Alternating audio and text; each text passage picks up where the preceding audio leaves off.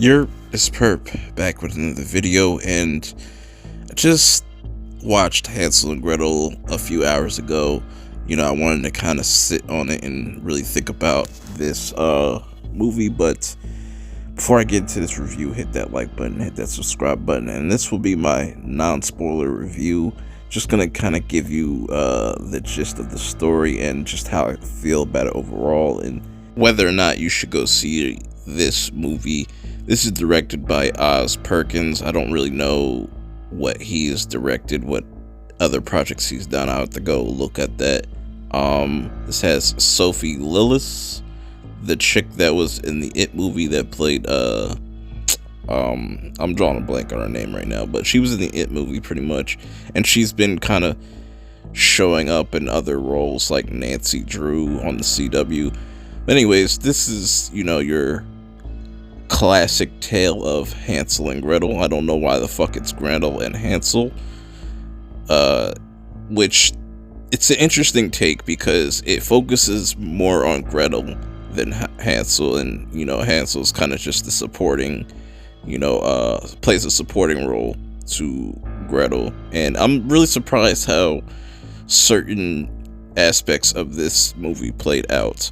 Now, they do make hints at other fairy tales, like there's mention of the huntsman, and I'm wondering if there's this big old universe that they're kind of teasing with just this movie. Like, could we see a Grim Tales of the Three Little Pigs or something like that? That'd be really weird and really crazy, because there's some interesting concepts in this movie. The runtime is about an hour and 30 minutes, and I would say this is considered a horror movie, but there's nothing really scary about it. It's definitely unsettling more than scary.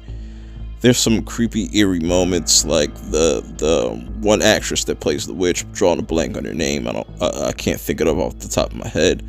I think she did pretty good as the witch. She was kind of believable. They set up this whole myth in the beginning of this movie, which makes the story kind of feel convoluted in a way, where it's like it's trying to tell you two separate stories and blend them into one. I don't know if that makes sense. For the people that have seen that, you probably can see where I'm coming from, but I like the style of this. It's very dark. There's a lot of fun moments, unsettling moments. The overall message of this movie is pretty interesting, to say the least. But like I said, it's not going to be everybody's cup of tea. Some people might walk out of this movie just flat hating it, because it does kind of leave you feeling hollow. Which, no pun intended, it should leave you feeling full, but with an hour and 30 minutes, a little bit less than that if you add credits, it kind of just goes by really quickly.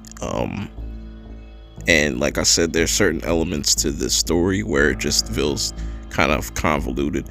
I would say I like the first half, the first two acts, more than the last act.